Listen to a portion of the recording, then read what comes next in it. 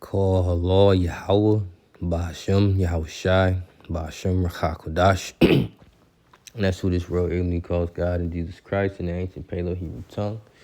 It's Brother Anah with a quick hit. I want to give double honors to the elders and apostles across the four corners of the earth who rule well and teach well, raising up the tabernacles of David, seeking out the elect in the last days.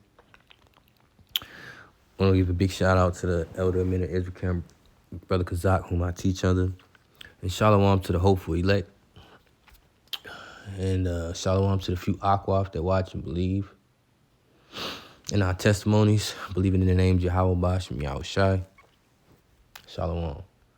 I got this article here from End Time Headlines. It says Canada's House of Commons passes bill that could potentially criminalize quoting the Bible, right? Okay, so Canada's on the move to criminalize quoting scriptures, okay? It says the majority of Canadian MPs have voted to pass a liberal bill that will allow the criminalization of religious expression and belief when quoting parts of the Bible, including about homos and gender. I ain't gonna say that word, it might flag me. But you see this? They said Canada's already implementing these type of laws, man. You know, these type of laws that Esau is gonna, implement so all of society will eventually become one people and be on, one behavior, to the point where there's gonna be people that are giving in to the society and giving in to his rules, his new laws, and they're gonna, ultimately take the mark, those type of people, just to be in society and live. And because this right here leads to something much bigger, man. Okay. Not only does this lead to famine of the word, but it also leads to something much, much bigger, man. Okay. And this reminds me of the book of Maccabees, man. First Maccabees, when King Antiochus made all the people made all the Israelites turn from their laws, man. Turn from their beliefs, because this is exactly what this devil and this beast system is about to roll out, man. Okay, they're about to roll out new laws for this new world order. Okay, and these new laws are gonna be draconian laws, man. They're gonna be laws that have no morality about them, man. These are gonna be laws that are keeping people from speaking truth, or even expressing their beliefs. Ultimately, it's gonna have the prophets off of the streets. This is leading to that as well, man. Okay, but like I was saying, the framework that is going around in other nations, that you see, like in Canada, these type of laws are coming to America, okay? Because the prophets have been prophesying the downfall of America. The prophets have been prophesying this Esau Edom's wickedness, man. The son of perdition is being revealed, all right? So they're going to make a law that's going to allow criminalization of religious expression and belief when you quote in parts of the scriptures, man. Like I said, the laws that they're passing will lead to a society of a one world government, one world people, this new world order, man, to how they want to shape and frame to combat him being exposed, man. Okay. Like I said in Maccabees, let me go to it actually. Okay, let me see.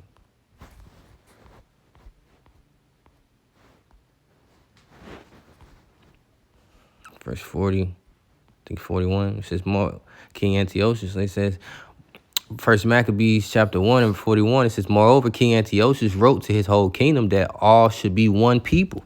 Okay? And like I said, this is a part of that framework, you know? Everybody's going to have the same beliefs. You know, everybody's not going to be able to express their religious beliefs, man. We're not going to be able to quote scriptures out on the highways and byways, man. You know, that time the Lord put his prophets on the street, you know, famine of the word will be there, man. Okay? But like I said, it's all leading to how Esau wants this one world government to be framed. Okay? It says early Wednesday evening, MPs. Hold on, Salakia. You go back because it says, verse 41, it says, we should all be one people. Okay, yeah, in verse 42, First Maccabees 1 and 42, and everyone should leave his laws, so all the heathen agree according to the commandment of the king. So he said all should be one people, everyone should leave their laws, meaning that they're not going to allow you to express, you know, your beliefs. You're not going to be able to practice your beliefs, you know. If it goes against whatever the government is saying it's against, which is them. It says, let's see. Early Wednesday evening, MPs from the Liberal Party and Bloc Quebecers in a 186-37 vote passed Bill C9, known as the Combating Hate Act, right? Conservatives, NDP, and Green Party MPs voted against the bill in a rare form of unity among usually opposing parties. The bill now heads to Canada's rubber stamp Senate for review. A last-minute effort by the Conservatives to change the wording of the bill failed to pass. Earlier this week, MPs forced the bill through the report stage after earlier, as reported by LifeSite News, shutting down all debate on the bill in the committee stage. Yeah, this is the middle part that I want to get to. It says, in comments sent to LifeSite News, Campaign Life Coalition blasted the passage of Bill C9, which I'm going to look that up and show you what that is as well, too, and called upon Christians and pro-life advocates to prepare for increasing hostility. Okay? You know? So, hey, good thing the Lord is attacking these Christians, but ultimately it's going to lead to attacking the prophets as well, man. Okay? It says that Bill C9, where was it? Bill C9 is the Combating Hate Act, passed the House of Commons March 25th, 2026. So the Lord has things moving fast, man. He's hastening the prophecies, man.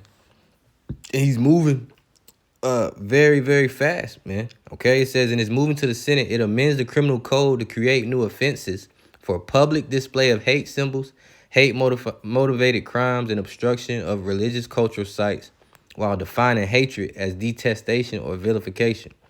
Okay, so key aspects of Bill C9, targeted offenses. You know, it creates specific offenses displaying hate / T-word symbols in public and strengthens penalties for the crimes motivated by hate. And they easily could turn us quoting scriptures to be, that goes against Esau to be a crime motivated by hate, man. Okay? So you see what these devils are doing, all right? It says protection of sites, making a crime to obstruct access places of worship, blah, blah, blah. Hold on. Removal of defense. Removes the good faith religious expression exception in subsection 319 3B of Criminal Code, which previously protected religious opinions from hate speech charges. Okay, so meaning now you can't speak your opinion, right? You're not gonna be able to speak your opinion. Controversy and support. The liberal government claims the bill is necessary to combat a rise in anti-Semitic and Islamophobic attacks. All right. So they're ultimately gonna come for the prophets, man. Okay. You know, but like I said, this will lead to the famine of the word. You know, so hey, you gotta get this word while you can, man. Okay. He is pushing for everyone to forfeit their beliefs in order to live in his new world order, man. Okay. And this is the same way King Antiochus did in the Greek captivity, man. Okay, verse 43, First Maccabees 1 and 43, it says, yeah, many also of the Israelites consented to his religion. If you give into this new world order, you're consenting to this man's new religion, man, new belief system, new system that he's about to roll out, man. You're consenting to it. And it says, and sacrifice unto idols and profane the Sabbath. For the king has sent letters by messengers unto Jerusalem and the cities of Judah that they should follow the strange laws of the land. You know, and see, it goes into everything that they made the Greek captivity made the Israelites go off on, man. You know, made us we wasn't able to keep our heritage, man. You know, we were in captivity. Now is turning around trying to do this one more time because he knows his time is up, man. So what does he want, man? He wants the whole world under his subjection and power, man. Before he's judged, man. Okay? That's why the scriptures say, hey, seek the Lord while he may be found, man. Because, hey, we're not going to always be out here on the highways and byways to break these things down. The prophets, the elders, apostles, and the like-minded men and bishops, young bishops under them, man, they're not always going to be on the highways and byways to teach and break these things down and to warn the people, man. Okay? Well, he say, let me go to Isaiah. Let me see, Isaiah 55 and 6. Like say, seek the Lord while he may be found. Okay? It's like this is Isaiah 55 and 6. It says, seek ye Yahweh while he may be found. Call ye upon him while he is near. Okay? Like I said, these laws that we see in end times headlines, they're going to come here, man. Okay? We're going to see them. We're going to see them in America. All right? We're going to see these laws come to America. Okay? It says, verse 7, let the wicked forsake his way, and the unrighteous man his thoughts, and let him return unto Yahweh, and he will have mercy upon him and to our power, for he will abundantly pardon. Okay? So, hey, you got to get this truth while you can, because like I said, this is going to lead to the prophets being taken off the streets, man. Okay? This is going to lead to us being taken off the streets, according to Ezekiel chapter 3, all right?